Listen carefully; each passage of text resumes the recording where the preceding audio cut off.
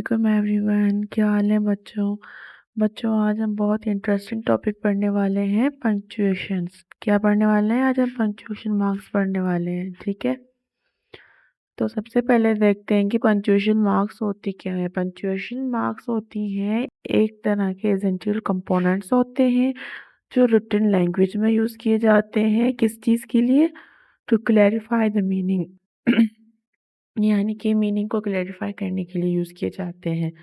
ये इंडिकेट करते हैं पॉजेस को एंड स्ट्रक्चर जो है सेंटेंस की उसको भी इंडिकेट करते हैं। जैसे कि रिटन लैंग्वेज में हम जैसे वर्बली कोई भी इंग्लिश बोलते हैं तो हमें पंक्चुएशन मार्क्स की ज़रूरत नहीं पड़ती, यानी कि उनको मतलब लिखने की ज़रूरत नहीं है क्योंकि हम वर्बली बोल रहे हैं। लेकिन जब हम रिटन लैंग्वेज की बात करेंगे तब हमें ये चीज़ें बहुत इम्पोर्टेंट है, हमें ये चीज़ें राइट डाउन करनी पड़ेंगी, उनके ऊपर फोकस करना पड़ेगा क्योंकि ये जो चीज़ें हैं इनके बगैर जो लैंग्वेज है वो इनकम्प्लीट है। समझो जो सेंटेंस की स्ट्रक्चर है वो इनकम्प्लीट हो जाएगी। समझो सबसे पहले हम आते हैं पीरियड और फुल स्टॉप। ये है एक पंक्चुएशन मार्क। और जो फुल स्टॉप या फिर period use to end declarative sentence और स्टेटमेंट्स। तो यहाँ पे ये देखो मैंने फुल स्टॉप ऐड कर दिया क्योंकि यहाँ पे मैंने सेंटेंस पूरा ख़त्म कर दिया। जब भी हम कोई सेंटेंस ख़त्म करते हैं तो हम फुल स्टॉप यूज़ करते हैं।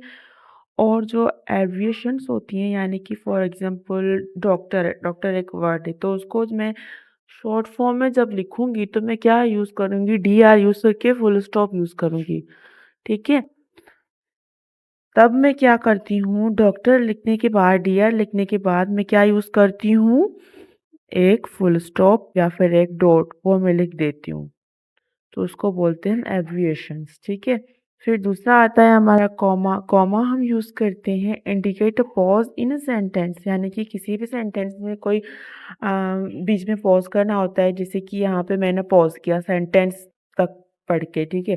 सेंटेंस तक पढ़ के मैं यहाँ पे पॉज किया, फिर जो मतलब चीज़ों की लिस्ट होती है लंबी सी, फिर उसको हम स्टेप बाय स्टेप पढ़ते हैं सेपरेट करके, तभी हम कॉमा यूज़ करते हैं। और साथ ही साथ हम यूज़ करते हैं क्लॉजेस को सेपरेट करने में। जब कोई कॉम्प्लेक्स सेंटेंस होता है उसमें हम जो क्लॉजेस होते हैं उसको सेपरेट करते हैं क्योंकि कॉम्प्लेक्स सेंटेंस तो बहुत लंबा हो जाता है, बहुत बड़ा हो जाता है, फिर उसको हम सेपरेट करना लाजमन होता है। तो फिर हम उसके लिए क्या यूज़ करते हैं? कॉमा यूज़ करते हैं उनको सेपरेट करने के लिए।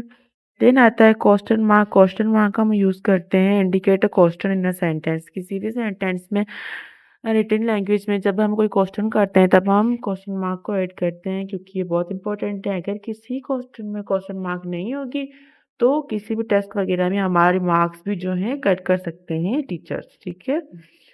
फिर एक्सक्लेमेशन मार्क हम यूज़ करते हैं किसी भी सेंटेंस में एक स्ट्रॉन्ग फीलिंग को इंडिकेट करने के लिए, एक स्ट्रॉन्ग इमोशन को इंडिकेट करने के लिए और उसको एम्फेसाइज यानी कि ज़ोरदार बनाने के लिए। जैसे कि लास्ट टाइम मैंने प्रीवियस लेक्चर में इंटरजेक्शंस करवाए थे, तब ये जो थी हमारी एक्सक्लेमेशन मार्क उसमें मैंने यूज़ करी थी क्योंकि वो एक्सप्रेस कर रहे थे स्ट्रॉन्ग इमोशंस को, सडन फीलिंग्स को। और उसके साथ ही साथ हैप्पीनेस को, अप्रूवल को, ETC। फिर आगे नीचे और डीप में पढ़ते हैं इसके बारे में। फिर कॉलन जो है ये यूज़ की जाती है इंडिकेट करने के लिए जब हम किसी एक्सप्लेनेशन की बात करते हैं तब भी। जब मैं एक्सप्लेनेशन अभी अभी अब सब छोड़ो, जब मैं आपको एक्सप्लेनेशन देती हूँ MCQs के बाद तब मैं आपको याद होगा मैं ये वाली मार्क ज़रूर यूज़ करती हूँ एक्सप्लेनेशन लिखने के बाद और टाइम को और उसको मिनट्स को सेपरेट करने के लिए। जैसे कि यहाँ पे 12:55 हो रहा है, ठीक है, 12:55 हो रहा है, तो यहाँ पे इन दोनों के बीच में यहाँ पे ये जो है मार्क है 12 एंड 55 को सेपरेट कर दिए। अगर ये नहीं होती तो ये 12 एंड 55 जो है इनके बीच में कोई डिफरेंस ही नहीं होता, ठीक है।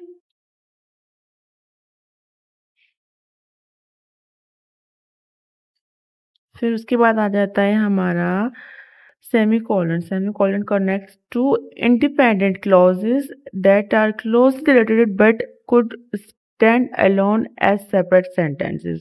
ये जो हम यूज़ करते हैं इंडिपेंडेंट क्लॉजेस के लिए, दैट आर क्लोजली रिलेटेड, जो कि बहुत क्लोज रिलेटेड हो but could stand alone as separate sentences, और साथ ही साथ सेपरेट सेंटेंस की तरह अकेले खड़े हो सकेंगे, यानी कि अकेले हम उन्हें यूज़ कर सकते हैं, तब हम ये वाली जो है पंक्चुएशन मार्क यूज़ करते हैं।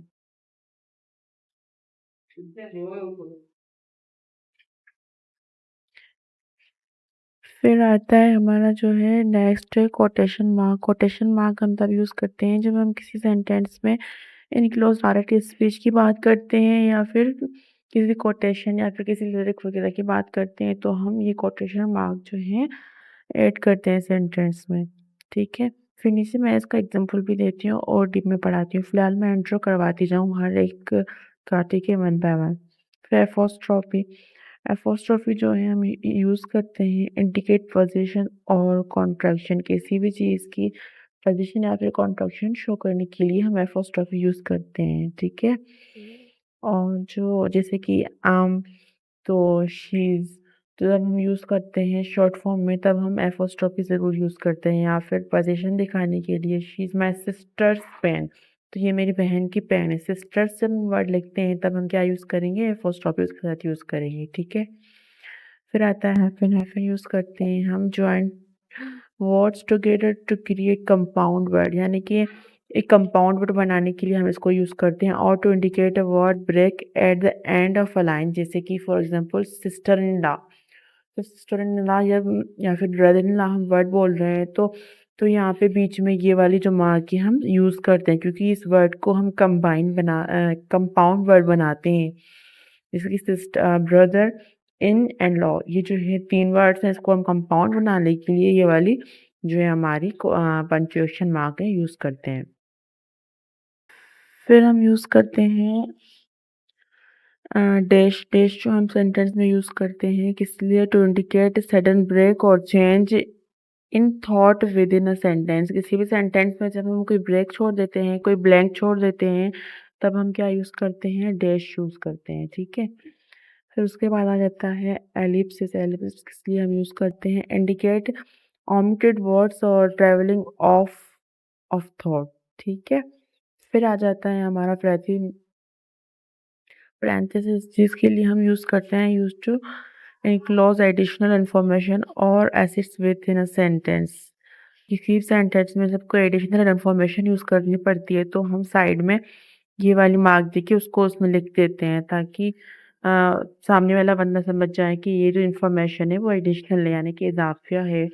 फिर उसके बाद आ जाती है ब्रैकेट्स। ब्रैकेट्स हम यूज़ करते हैं often used to enclose editorial comments or clarify meaning within quotation. किसी भी कोटेशन के साथ हम लोग यूज़ करते हैं ताकि मीनिंग जो है और ज़्यादा क्लैरिफाई हो पाए। फिर आता है लास्ट में स्लैश। स्लैश हम यूज़ करते हैं टू इंडिकेट अ चॉइस और to separate lines in a poetry और लिरिक। किसी भी पोइट्री और लिरिक में लाइन्स वगैरह सेपरेट करने के लिए हम स्लैश यूज़ करते हैं। जब हम स्लैश यूज़ करते हैं तब वो जो चीज़ है सेपरेट हो जाती है।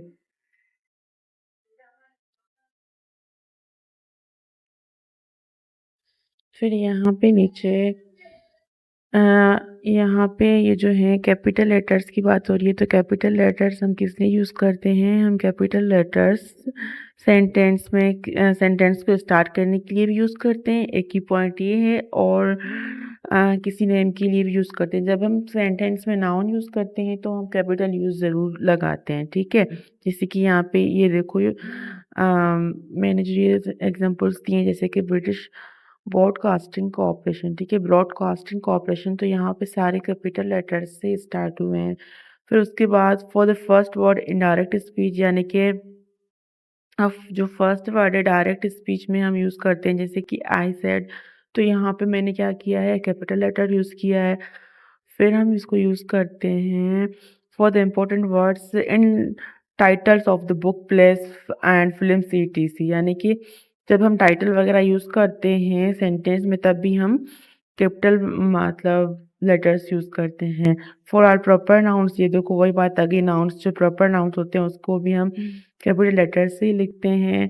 और जो मैंने आपको बताया था ना ऊपर, डॉक्टर वाली एग्जांपल दी थी एविएशंस की, तो यहाँ पे ये देखो यूके, यूएसए, इन लोगों को जब हमने लिखा है तब भी हम कैपिटल में लिख रहे हैं। फिर जो हम यूज़ करते हैं फर्स्ट पर्सन के लिए यूज़ करते हैं, जैसे कि आई फर्स्ट पर्सन है तो उसके साथ भी हम कैपिटल हेडर यूज़ करेंगे। फिर जो है फुल स्टॉप है, फुल स्टॉप हम सेंटेंस को ऐड करने के लिए यूज़ करते हैं, मैंने वहाँ ऊपर भी बताया था। और यहाँ पे ये देखो एग्ज़ाम्पल में डॉक्टर, मिस्टर एंड नोन यानी कि नंबर, ये जो चीज़ें हैं इनके साथ ये जो है फुल स्टॉप यूज़ हो रहा है। फिर दूसरी बात आ जाती है कॉमा की। कॉमा हम यूज़ करते हैं किसी भी सेंटेंस में, फ्रेजेस में, क्लॉजेस को आपस में सेपरेट करने के लिए। जब भी हमें किसी सेंटेंस में पॉज़ करना होता है तो हम कॉमा यूज़ करते हैं। जैसे कि यहाँ पे the order includes sherry, German table, wine and wait a bit. यहाँ पे सेंटेंस है the order includes sherry, German table wine and spirits. तो यहाँ पे ये जो है कॉमा यूज़ की गई है इनको सेपरेट बनाने के लिए। Comma is necessary before and और it would seem as the spirits were German as well as the wine. तो यहाँ पे हर सेंटेंस में हम एंड तो यूज़ नहीं कर सकते ना उसको सेपरेट करने के लिए। तो जब हम एंड यूज़ नहीं कर सकते ज़्यादातर तो हम कॉमा यूज़ करते हैं, ठीक है। और उसके साथ ही साथ ये जो है ऐसे वर्ड्स को भी यूज़ की जाती है जैसे कि हाउएवर हो गया। सेंटेंस में जब ये वर्ड्स आते हैं इंट्रोडक्टरी वर्ड्स एंड फ्रेजेस जैसे कि देयरफॉर आ गया, इन लोग को भी जब हम लिखते हैं तब हम उसके साथ कॉमा ज़रूर ऐड करते हैं। जैसे कि यहाँ पे देखिए nevertheless he decided to continue eating beef. तो यहाँ पे इस वर्ड के साथ हमने यूज़ किए है कॉमा। फिर साथ ही साथ ये जो सेंटेंसेस नीचे हैं French people who are famous, तो यहाँ पे फ्रेंच पीपल के साथ भी कॉमा यूज़ की गई है। Who are famous for their cuisines, ठीक है। Sometimes find English food tasteless.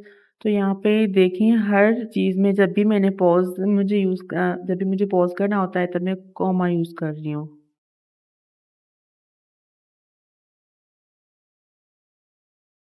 फिर साथ ही साथ जो हम डायरेक्ट स्पीच होती है फ्रॉम द अकम्पेनिंग वर्ड्स उसको भी सेपरेट करने के लिए हम क्या यूज़ करते हैं, कॉमा यूज़ करते हैं। और टू ऐड एम्फेसाइज और टू अ क्लॉज, किसी भी क्लॉज में एम्फेसाइज करना होता है किसी भी क्लॉज को तब भी हम क्या यूज़ करते हैं, कॉमा यूज़ करते हैं। To separate phrases containing a particular containing a participle, ठीक है। नहीं तब भी हम क्या यूज़ करते हैं, कॉमा यूज़ करते हैं। To break up long complex sentences for easier understanding तब भी हम क्या यूज़ करते हैं, कॉमा यूज़ करते हैं। किसी भी कॉम्प्लेक्स सेंटेंस को इजीली समझने के लिए भी हम कॉमा यूज़ करते हैं।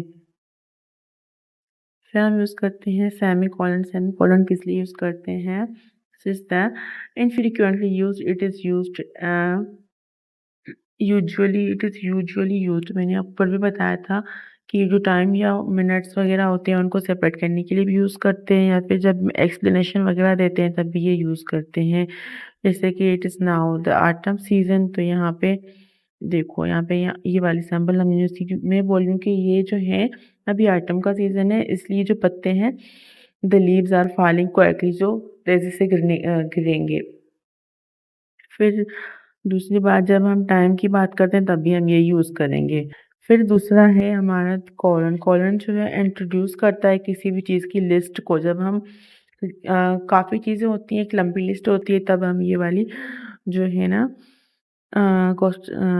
पंक्चुएशन मार्क यूज़ करते हैं। The bench was cleared with equipment न, देखो यहाँ पे ये वाली सिंबल आ गई और फिर यहाँ पे उन जो चीज़ें हैं उनकी जो है लिस्ट आ गई, नट्स आ गई, बोल्ट्स आ गए, स्पैनर्स आ गए, रस्टी वायर, ईटीसी, ये जो सारी चीज़ें हैं एक लिस्ट आ गई। तो उसको जो हमने यूज़ किया यहाँ पे क्या यूज़ की, कॉलन मार्क यूज़ की, ठीक है।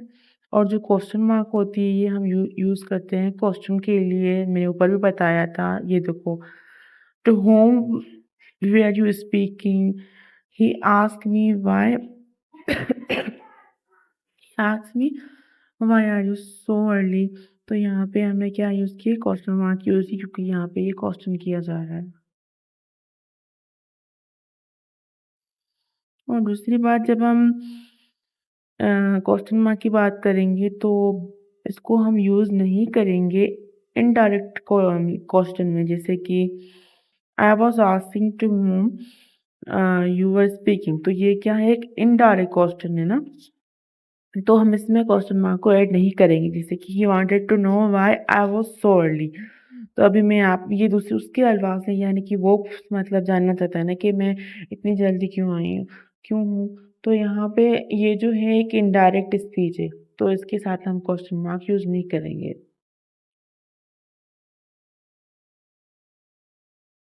फिर आती है एक्सक्लेमेशन मार्क। एक्सक्लेमेशन मार्क हम यूज़ करते हैं after explanations, after commands, after interjections and after a phrase to give emphasise. किसी भी फ्रेज के बाद हम ये यूज़ करते हैं उसको एम्फेसाइज करने के लिए। जब हम ऑर्डर या फिर कमांड जब हम किसी कमांड की बात करते हैं, जैसे कि लिसन प्लीज, तब यहाँ पे हमने question mark exclamation mark use की है। जब हम एक्सक्लेमेशंस की बात करते हैं, जैसे कि हेल्प और, तब भी हम ये वाली मार्क यूज़ करते हैं। एंड इंटरजेक्शन के लिए भी हम ये वाले मार्क यूज़ करें, जैसे कि for we won, we want, ठीक है।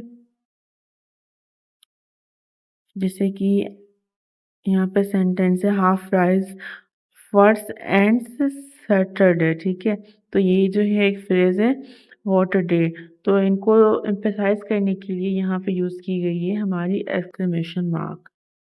फिर जब डायरेक्ट स्पीच की बात करेंगे, when you when you use direct speech, when you use direct speech in a piece of prose for an easy begin the sentence containing the speech on new line, ठीक है, and begin a new line wherever the speaker changes, जैसे कि the two women stood and stand, और उसके साथ what do you think for of that. तो यहाँ पे ये देखो क्वेश्चन मार्क जो है यूज की गई है आस्क्ड वन।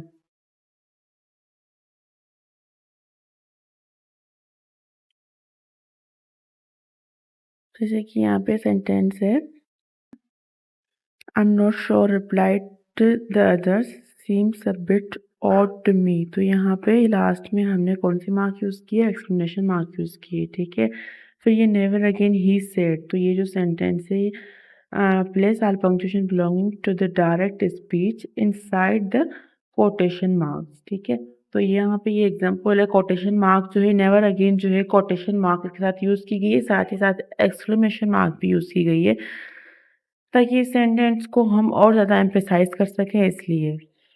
फिर इन्वर्टेड कॉमास जो है यूज़ की जाती है to enclose the direct speech. Direct और इनडायरेक्ट स्पीच में जब हम पढ़ते हैं तो जो डायरेक्ट स्पीच होती है ना, उसमें ये जो है इन्वर्टेड कॉमास यूज़ करते हैं, ठीक है। फिर उसके साथ ही साथ जो है हम ब्रैकेट की बात करेंगे। जब हम ब्रैकेट की बात करेंगे तो ये यूज़ की जाती है used when a word, phrase or sentence is placed in present, जैसे कि tomorrow Friday is the last day of them. तो यहाँ पे टुमारो की मैंने बात करी, लेकिन उसके साथ एडिशनल मतलब इंफॉर्मेशन एक दे दी है फ्राइडे, कि मैं यहाँ बोल रही हूँ कि कल जो फ्राइडे मैं उसकी बात कर रही हूँ ना। तो ये कल वाला जो फ्राइडे टुमारो यानी कि कल, फ्राइडे वो उनका लास्ट डे है। तो ऐसी चीज़ों के लिए हम बीच-बीच में ब्रैकेट भी यूज़ करते हैं। फिर डैशेज़ एंड एपेंडिसेस जब मैंने ऊपर भी बताया are used in command words like brother in law. यहाँ पे देखो वही वाली एग्जांपल आ गई फुल टाइम। तो यहाँ पे हमने एक कंपाउंड वर्ड बना लिया है। तब हमने क्या यूज़ किया है, ये जो है बीच-बीच में एक पंक्चुएशन मार्क यूज़ की जिसको हम बोलते हैं हैपेंस। फिर उसके बाद dash can be used to mark precedence, यानी कि डैश जो हम सेंटेंस में यूज़ करते हैं फ्लैग वगैरह के लिए, तो उसमें भी ये जो है डैश यूज़ किए जाते हैं। फिर ये जो पॉइंट है to indicate a break in a sentence to complete the first part of the sentence, तभी भी हम इंडिकेट, जब हम किसी ब्रेक को इंडिकेट करते हैं तभी हम डैश यूज़ करते हैं। फिर जैसे कि to introduce an unexpected ending, जैसे कि he jumped into the car. तो यहाँ पे कार है, फिर उसके साथ बीच में हमने ये पंक्चुएशन मार्क यूज़ किए। फिर then realised it was the wrong one. तो कंपाउंड मोस्टली ये जो याद बात ये रखना है माइंड में कि कंपाउंड वर्ड्स के लिए भी हम यूज़ करते हैं, और जो सेंटेंस में ब्रेक होता है उसके लिए भी हम ये यूज़ करते हैं। When a sentence begins with a list, जब कोई सेंटेंस किसी लिस्ट के साथ शुरू होता है, जैसे कि sandwiches called rices and pasta dishes, salads, dips, all can be। तो यहाँ पे ये देखो this and all can be, हमने यहाँ पे ये जो है पंक्चुएशन मार्क्स यूज़ किए। प्रिपेयर्ड बिफोर द पार्टी, तब हम सेंटेंस की जब भी बिगिन की बात करेंगे तब भी हम एक लिस्ट के साथ भी हम इसको यूज़ कर सकते हैं किसी सेंटेंस में। फिर यहाँ पे ये मैंने एक्सरसाइज दी है, आप लोग को ये एक्सरसाइज खुद सॉल्व करनी है। फिर ये है ना मुझे यहाँ पे ये देखो मैंने ब्रैकेट में बता दिया है कि यहाँ पे कितनी करेक्शंस होनी है। यहाँ पे 4 करेक्शंस होनी है, जैसे कि यहाँ पे 3 होनी है, यहाँ पे भी 3 होनी है, यहाँ पे 5 होनी है। यहाँ पे ये जो सेंटेंसेस हैं इसके साथ जो है ब्रैकेट में मैंने ये भी बताया है कि एडिशनल इन्फॉर्मेशन भी दी है कि यहाँ पे कितनी मतलब करेक्शंस होनी है, यहाँ पे मतलब कि कितनी पंक्चुएशन मार्क्स जो हैं यूज़ होनी है। तो अब ये जो है आप लोग को एक्सरसाइज करनी है ताकि पता चले कि आप लोग ने कितना समझा है पंक्चुएशन मार्क्स को। ठीक है? थैंक्स फॉर वॉचिंग एंड अल्लाह हाफ़िज़।